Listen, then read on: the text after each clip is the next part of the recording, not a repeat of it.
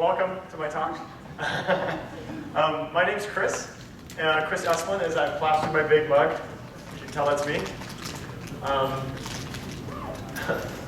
Plastered my big mug up on Twitter over here to make it really clear how to find me and get a hold of me. So you can always hit me on Twitter. So, quick intro about the talk itself. I have not given this before. I usually talk about Firebase, as you can tell by this shirt. I'm a Firebase Google developer expert, so I spend most of my time just teaching Firebase.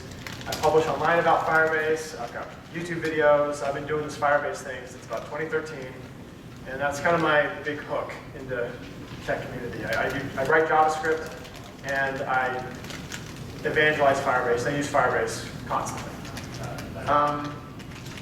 But this talk's a little bit different, and I'm going to probably be really nice if we get some back and forth, some questions and stuff, because I have no idea if this is even going to be that interesting. I'd like to make it interesting. It's interesting to me. And so if you guys want to guide and ask questions and sort of show me where to go, or where you'd like to go, that'd be awesome. I just have like 4 pages of notes on stuff I'd like to talk about, because this is sort of, I'm going to be talking about my experience, my sort of side hustle experience that I went through for the last 7 years or so. And I talk about this a lot just in day-to-day life, but I've never gotten up and talked to any big groups of people about it before. So this is very new and it's going to be interesting. So I should first just introduce myself, give you some background on how I got to sort of this spot today. I went to BYU, graduated in 2007 with double major in finance and economics, went to the Bay Area, started working in finance, and then the financial crash hit like a year later. And I just got gutted. I came back, I got fired, I came back to Salt Lake City with my tail between my legs, I broke, no leads, nothing to do. I was just bored for about 10 months looking for a job in finance. I started teaching myself Ruby. I didn't know programming really at all. I built some WordPress sites. I completely failed to learn Ruby. I finally got a finance job, and they were like, you had to go ask a guy to run a SQL query so you could get your data for me to do my job. And one day I was like, I think I can figure out how to write these queries myself. So I went and talked to somebody, got a login, and started running my SQL queries. And one thing led to another. A couple years later, I took a job as a full-time developer, and that was sort of this is it. This is my thing. And that was late 2011 that I made that jump.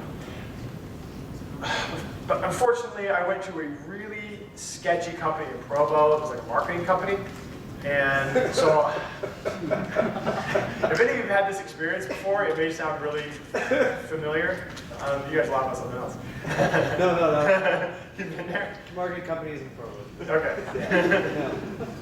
Yeah, I signed some, like, the paperwork I was signing when they, took me on, this contract isn't valid. Like, where'd you come up with this? Like, these guys were weird.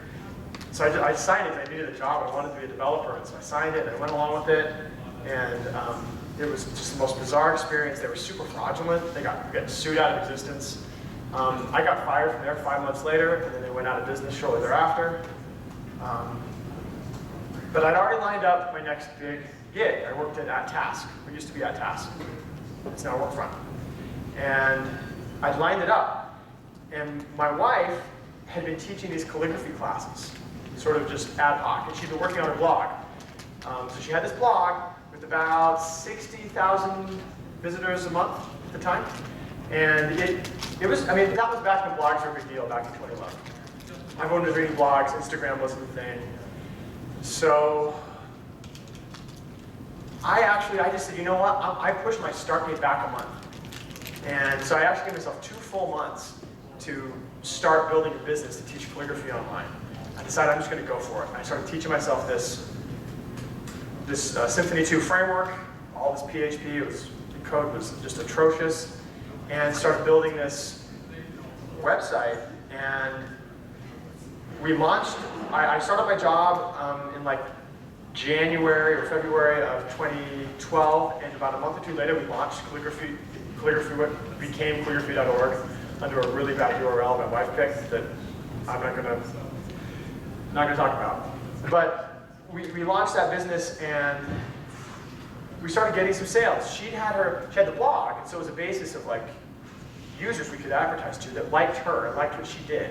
And so we started advertising to them. And we had about 2,000 people on an email list who had signed up just via a little email capture on our blog, like, do you want to learn calligraphy? Put your email in here, we'll tell you when we got something for you. And so we had that up for those 2 months or 3 months that we launched, and we got our first sale like the first day. And then the next day we got like another sale. And we were making sales like one a day, just sort of right out the gate. This was really great. And each sale we netted about $100, so it's like $100 a day. It's awesome. I figured, I told her, you know, I think this will probably peter out in like a month or two. Like you're going to go through that email list and just be done. But then about a year later, we were up to like 2 sales a day. And we were starting to break about 2.5 sales a day, and I'm like, I should probably quit my job. So at that point, you're making about $250 a day. I think that's like something like $60,000 a year, if you analyze it out. No health insurance, no nothing. Like that's just top of the line. That's the money coming to the door, 60 grand. And I realized at that point that if I didn't quit my job with $60,000 a year coming in, I was just a weenie. Like I had to just do it. Like if I don't do it, I'm not ever going to do it. So I'm just going to do it. And so I just did it. And the business did not grow at all for like 6 months, and just like petered along. And I started spinning up projects on other things I wanted to build. Like, oh, I really want to do this. I want to do this project and this project. But I started spinning up all these little side projects, and none of them worked. They were horrible. Like I'd only been developing for like a year or 2. I did not know what I was doing. And the business was just sort of bouncing along. Fortunately, a friend of mine had started a very successful business in Silicon Valley. I met him while I was there doing finance stuff. And he said, and I was talking to him about the business, and he's like, well, your business, have you really seen how far you can grow this thing? I'm like, no, I don't know if it's going to grow much. Just sort of was like, you know, kind of bouncing along. He's like, you should probably put some effort into it. Like, really put some real effort into it and see if it'll grow, and then do something else. I'm like, okay. So I got back from this visiting him, and I'm like, I'm gonna redesign the site from scratch. I'm gonna go all in and just for like a year, just try to build a business. So I redesigned the site, and that helped a little bit. But we weren't shipping calligraphy kits to people. We were saying, you need to go out and buy a kit, then come back and purchase our class, and take buy your supplies, come back, purchase the class. Here's some Amazon links. Buy your stuff, and come back and purchase the class. And I said, you know what, I'm just going to do this. So I went and got a business license and talked to a whole bunch of wholesalers, ordered a couple $1,000 worth of supplies to my house, and started assembling these kits, and just said, you know, and then I made a second product. So there was the class, and then the class with a kit. And you could click on the class with the kit, and I would ship it to you from my house. So I just started shipping these kits, and the business, like overnight, doubled. The moment I started shipping the kits, it was like, I was making over 100 a year now. Like, the rate, I was making 5 sales a day. I'm like, oh, I hit gold. And it started to grow, it was growing, and it was growing. And I thought I had it made. So this was like 2014. So 2013, I launched the redesign. Late 2013, I launched the redesign of the website. And that Christmas, we started making real money. And I was like, oh, I've got it. And then 2014, it was doing really well. Tailed off in the summer. It turns out calligraphy is seasonal. People do it in the winter. I never would have guessed this. It really threw me for a loop because we made so much money over Thanksgiving, Christmas, and New Year's. I thought this was just a new trajectory. And then I found out it was just a roller coaster. So we made all this money, and it was doing great, and the business was growing through like 2014, 2015, 2016, I think we cleared about 300 a year, both of those years. And then 2017, it was like 150. And 2018 was like back like 60 again. In 2019, we're going to see what we cleared this year at all. And so I've had a really weird experience with this rise and fall of this business that I started when I did not know how to code. anything. My code was garbage. I've rebuilt the site now like 4 times. The current version I really like a lot. But I've had to really expand my skill set and have all these crazy experiences getting this thing up and running. What do you think changed for it to drop down like that? Oh my gosh, I've been trying to figure that out. It's really gut-wrenching. So I think there are 2 things that happened. One, all my wife's calligraphy friends have said that their businesses, because they all do freelance work or something, have all been tailing off. And so I do think that there's a general, just that it's a tiny niche, like it's a tiny pinhead niche. And then my wife lost interest in the business. And I think her getting sick of just doing this, because a lot of that was all the marketing and all the fulfillment was on her head. And I was handling my stuff. And my stuff, we're programmers. You do it once and it's done for like 6 months. You can just walk away. So I was partying, doing whatever I wanted, working on side projects. There were side projects, like crazy stuff. And she was like teaching these classes, doing this work. And I think she just got sick of it. So I think her marketing now for it is like nothing. And the business is tailing off. So, yeah, it's sort of disappointing. Yeah. You also said that you had a year, you said you were going to give yourself a year to redesign it or like reinvest in it. Like, Yeah. during that time, were you taking on freelance or did you still have like a steady 60 that like floated your family in? I turned down all the freelance and just went all in on it. So you had enough cash or enough cash flow Yeah. to like be okay. So for that first year before I quit my job, I've been saving the money. So I'd saved like 50K. I'd saved a year's worth of income from the business before I quit. So when I quit, I had like runway. And then I was 30, kids were still pretty young. We just cut our expenses to nothing. Like, okay, we'll spend $2,000-3,000 a month or something. We'll make this, no problem. And so we just, ramened it for a bit. Yeah, it was a really weird thing because we had no idea if it was going to grow or not. And my plan B was to get another job or freelance. So I did some freelance to sort of help, but I could never find a way to make much money doing freelance. It was really frustrating to me. I was so new at development. I was only a couple years deep that I wasn't really that good. So I didn't have a lot of connections either. Yeah. So let's see here. So I've got a bunch of notes on things I want to talk about. I'm happy to follow questions if you guys want to lead me in a direction. I think the first big point was on quitting your job, which is like the scariest part of this whole business. And I think that's like the big first decision. Okay, first decision is to actually how you build a business that gets any traction. And I don't know how to do that. I've done it, my wife did it once with this calligraphy business, and I've never been able to do it myself. I've had little side hustles that have worked and made a few thousand here or there, but nothing that's actually been income. But the big deal with quitting the job was I delay until it doesn't make sense to delay. And then as soon as it was as soon as I just couldn't make any more excuses and I quit, that's when I was able to actually really grow the business. It's really hard to grow the business when you're splitting your focus. You can't do 2 things well at once. So eventually you got to jump. Yeah. And I always talk to people about this sort of thing. And part of what I tell people is it's not for everybody, like at all. And it is very likely, it's likely, the odds of it being right for you are not that high. You have to kind of like taking dumb risks and doing sort of stupid stuff and not having any money. There's no stability, there's no health insurance. You gotta buy your health insurance, you gotta figure this out, everything's on you. And if and when you fail, you feel it. It does not feel nice to fail.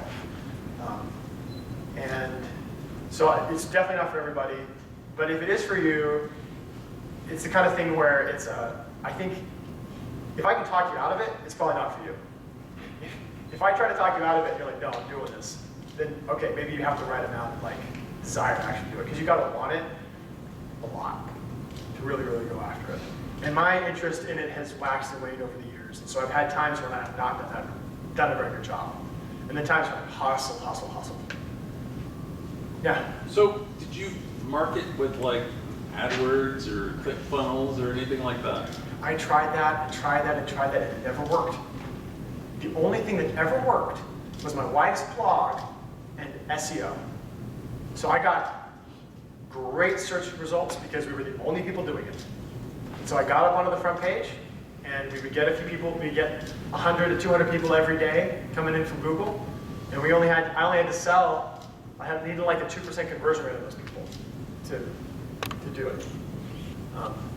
So once that conversion rate started dropping below 1%, that's when things went really sideways. But yeah, I could never figure out a way to buy traffic. I tried so many times and wasted all kinds of money doing it. Never worked. Yeah. Okay. So the other big shock about doing this was working from home.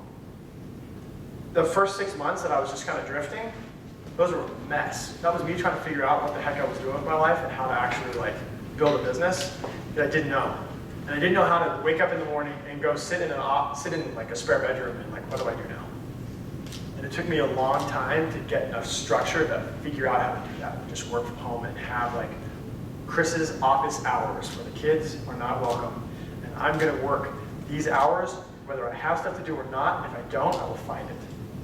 And so that helped a lot. And I've actually maintained those hours even now. I've had a full-time job the last 2 years, and I still have 4 hours a day that I spend in my office with the kids out. Those hours are now 4:30 to 8:30 a.m. So I just had to shift my whole schedule around. I go to bed really early, wake up before the kids wake up, and I give myself 4 hours to code, whether that's building, like maintaining calligraphy.org or other stuff. Because, yeah, I'll probably get into that a little bit more in a bit. But yeah, so office hours I find that to be absolutely critical. Curious how the Firebase ties into this. Oh yeah, this is good. So I actually when I was sort of wandering around for those 6 months, I was trying all these different technologies, and I was writing APIs and backends and really experimenting and learning how to do these things because I'd never really done it myself. And I was just not being successful. And eventually I found Firebase, and I realized that Firebase abstracted away so much of the database layer.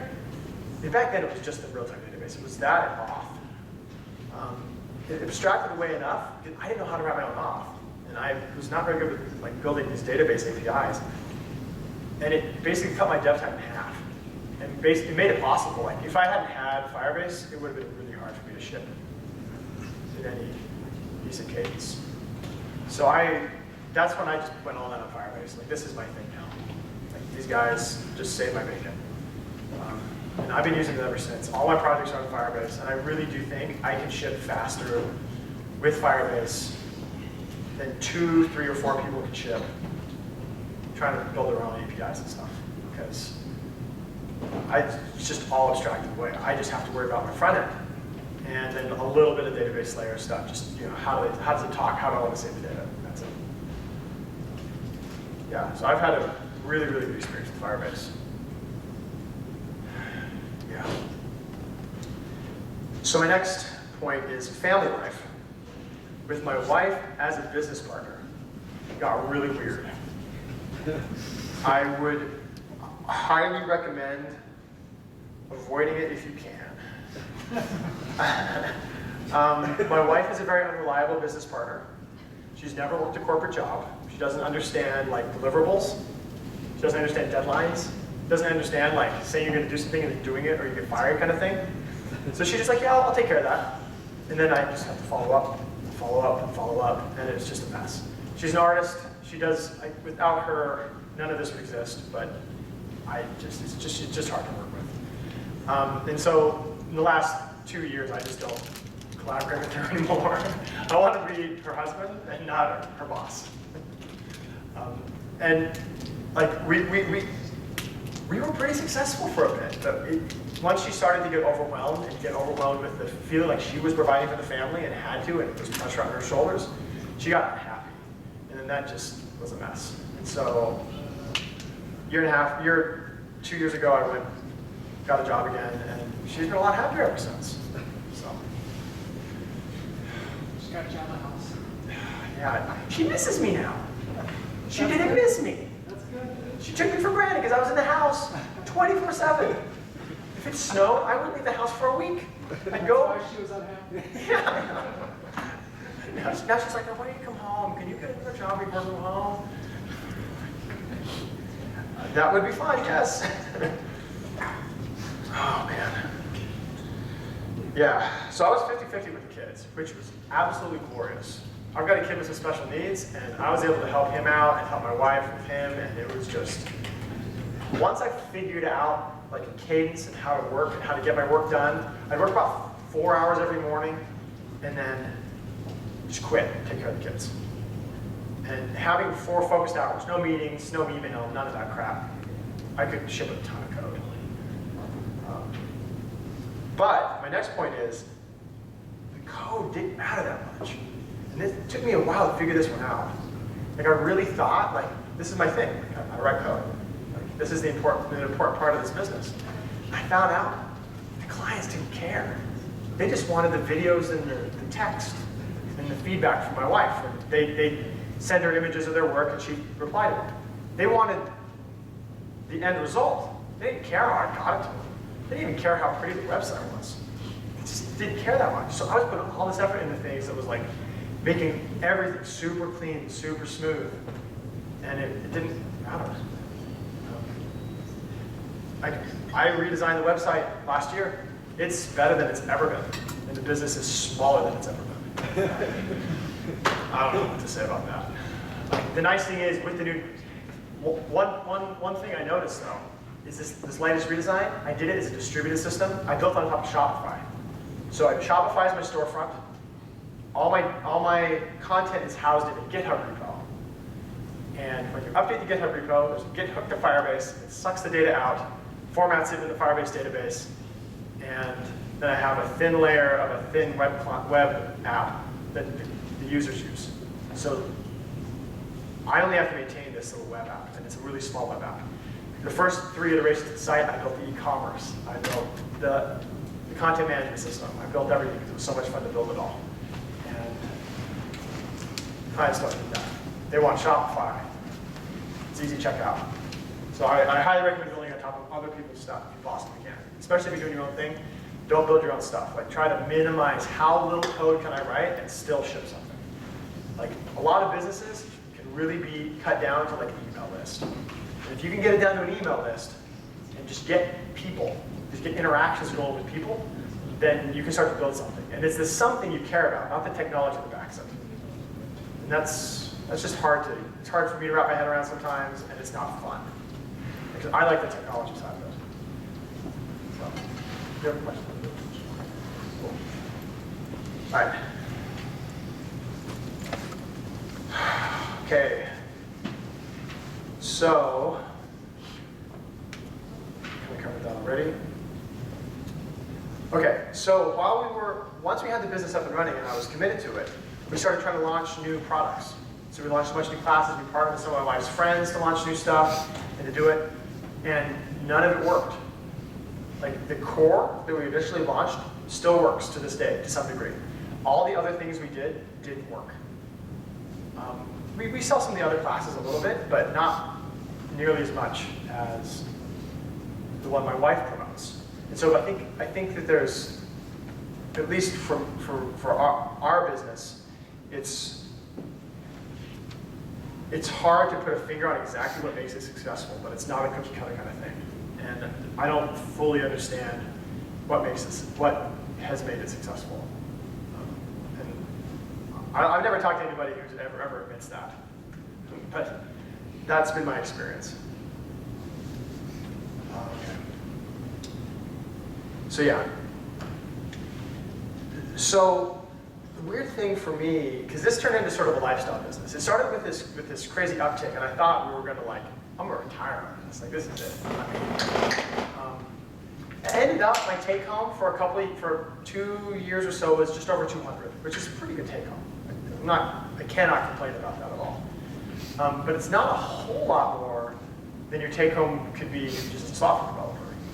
Especially because I had to provide all my own health insurance, all my own stuff. There was no safety net, there was no 401k, there was nothing. So it didn't go quite as far as you might think it would go. So one of my things about money is you have to make a lot more money than you think you do. Like, 100 grand doesn't go that far when you don't have any benefits, because and you may have some extra costs associated with the business and things as well. So you end up having to be pretty strategic about that. Also, you need a ton of runway, because when you hit a dip, if you don't have runway, you're just not going to sleep at night, or you're gonna blink, go take a job, and lose focus. So yeah, you end up needing a bit more money than you think you do. So you end up having to talk and think about bigger numbers. Frankly, over the course of those 4 years, I made a bit more than I would have made if I'd done full-time gigs. I made more, but not a whole lot more. But the really nice thing about it, and the reason I recommend that if it's for you that you at least try it, is that it separates your time from your income. And that's the key. Is that my time, it didn't matter how much time I put into it. So if I took 6 months off once, and the business didn't skip a beat. The business just cruised on at the same level. I just took 6 months off, remodeled part of my basement. I was sick of coding, it had been too long. And it didn't change the business at all. The business didn't even care. Eventually, lack of attention to it, I think, probably was part of causing it to decline. But taking that hourly connection away is really, really nice. And so the biggest win is actually the freedom. And that's what I want back. Like, the money was good, but I really just want the freedom. I want to be able to just do whatever the heck I want to every day. Work on whatever projects I want to, and just have that ultimate flexibility. Because I didn't have a schedule, I could do whatever I wanted. And that's great but I had to have the discipline to have my own office hours every day, so I did maintain that. But within that framework, I could be really, really flexible. So I'm a huge, huge fan of that. And I've got to get back to it somehow. I just don't know how I'm going to do it. So I had a couple notes here on, how much time I got? Okay. On failure. So what really ran us into the ground really started with a remodel. So we have a pretty cheap house, wife and I, and we wanted to upgrade it because it had never been touched. It was original. It needed some love. And so we took on this remodel. And I took out a home equity loan to pay for the remodel. I had a plan to do this. The remodel spiraled out of control. It ended up costing twice as much as the loan I'd taken out. I was out of all this money. I had to pay off this loan. I started taking on all this contract work. It was incredibly stressful for our family. The wife was not happy. And that really, really distracted us from the business, and distracted my wife from the business, and distracted me from everything. And that's where we really saw it start to tail off. And in that process, we burned through all that runway. All that runway I've been hanging on to just started to burn with the remodel. And as the trends are still dropping a bit too, and so that I fell back to plan B, which was contracting, and that worked for about 6 months. I was able to get enough contract work to hang on. But then, the problem with contract work, one client drops you, and you can be out of business. And that happened. And I realized late 2017, if I didn't have a job in a month, I was going to be selling stuff. So I lined up a job. That's the beautiful thing about software, is you can line up a job. And it takes about a month. So I just really quickly got a job. And I think that's a huge thing for our industry, the fact that we can get jobs so readily. Makes taking these risks a lot more reasonable. There are a lot of industries where it takes so long to get a job, you can't take these kinds of risks. But Like my plan C is actually most people's plan A. Like it's a plan A actually. It's just not the exact one I wanted. So yeah, also don't try to get a job just in a month. That's a bad thing to do because you just take the first job that's given to you and you don't shop around enough, and that's all the problem. But yeah. So got a few conclusions. One is don't quit your job. Two is if the situation's just right, you have to quit your job just to find out what it's like to do it, because you're going to learn a lot. But you're not going to learn enough. You're not going to learn as much until you quit your job. The moment you quit your job and you're off on your own, you start learning so much, so fast. It's just like you're thrown in the deep end. I became a much better programmer. Like over those 4 years, I had no one to ask for help. My server stuff went down, and I made mistakes. I just fixed it. And like, sometimes that involved reading a lot of other people's source code and sitting in a room for, days at a time until I got it fixed. Because I'm not making sales till it's fixed, so I got to sit in this room until it's fixed. And there's no one else to talk to about it. And that really grew me up a lot. And gave me the confidence that I now spin up apps and projects all the time. So I spend my 4 hours every morning spinning up projects.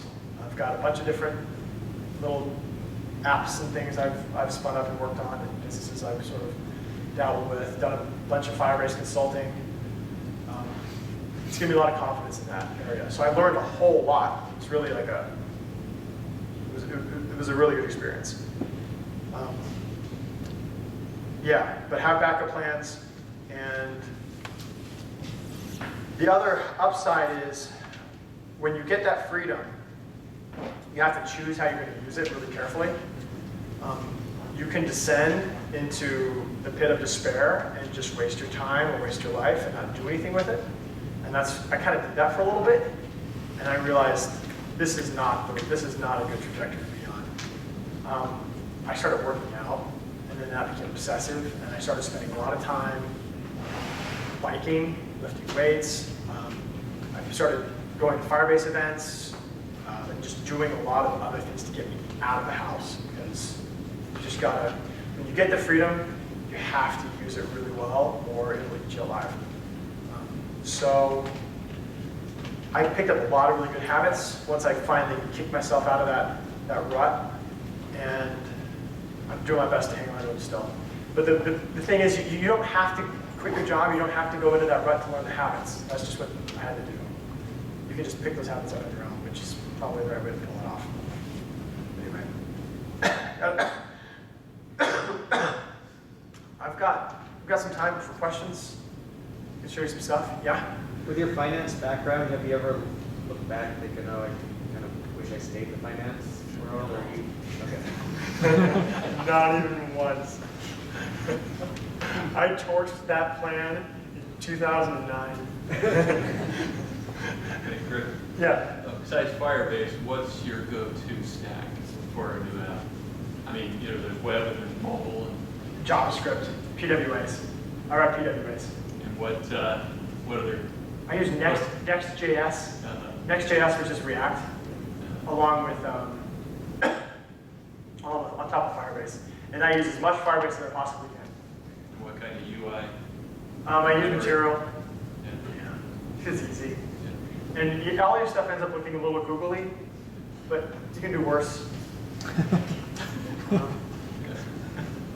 Yeah, and like, I can show you what calligraphy looks like. Here. Okay. Woo. Go cursor again, come on, cursor, we got this. So like, this is what calligraphy looks like. This is all material. Actually, not like very lightly skinned. Very lightly. And this is just a landing page, a bunch of text. My whole goal is to get them to click on one of the green buttons. And all you can do when you hit this is put your email in, and then I start sending you emails. And you get emails until you quit them. And Yeah, and then all the links in the emails are actually to purchase the thing. And the purchase is completed on a Shopify store. And Shopify, then I get a webhook from Shopify to a Firebase Cloud function that then generates a code and it emails the code to the client. And the client takes that code and can input it into the website and activate the class. So we sell a bunch of stuff through here. We have in-person workshops, classes, kits. Yeah. Okay. Any more questions?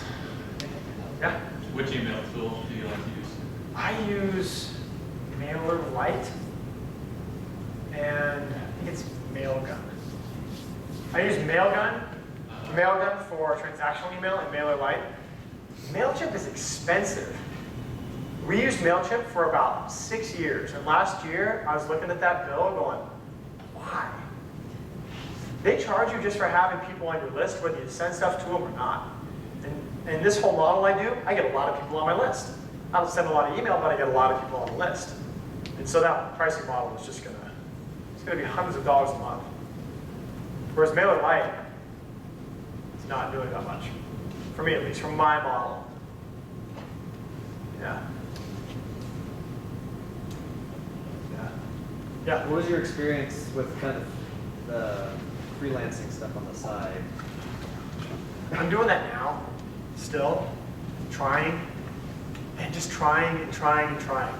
And it's really hard to get your clients. If I had a good stream of clients, I would do it. I'd probably quit my job and do that full time. Like, I really enjoy it. But I just can't find good clients. I definitely learned to trade up and to fire my clients. Like, I charge, like I'm not shy about talking numbers. I no longer charge below $100 an hour for my time. I started out at 30, then I moved to 50, then I moved to 75, and now I realize 100 an hour. If you can't pay that, maybe you can find business, but I need that to, I never want to resent the time I spend fulfilling a contract.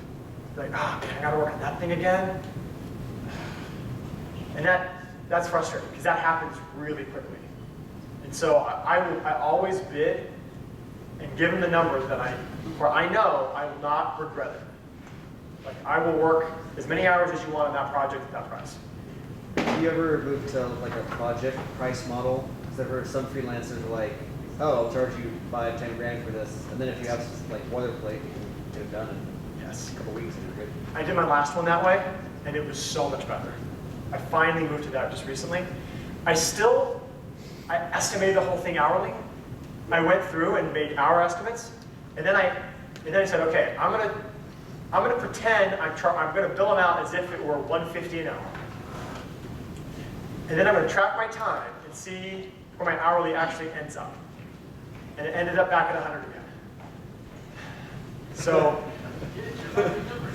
I don't know what to say. Like, you have to bill so much more than you think you have to bill to make it worth it sometimes. It's frustrating. Especially if it's not like right down the alley. Like, a lot of times they'll want you to do, so like the first project I did with these guys was right down my alley. Like, I know exactly what I'm gonna do. I've already got the architecture for that in my head. And I did it, and it shipped exactly like I thought it would. And they sent me another one that was right down the middle. Same thing. Then they sent me one that was just a little different. And so I got scared, I bid them a bigger number, and they turned me down. But that's probably good. Because I'm not 100% certain what what I'm gonna do. I think we gotta bail, shoot. Okay, well, Twitter, talk to me.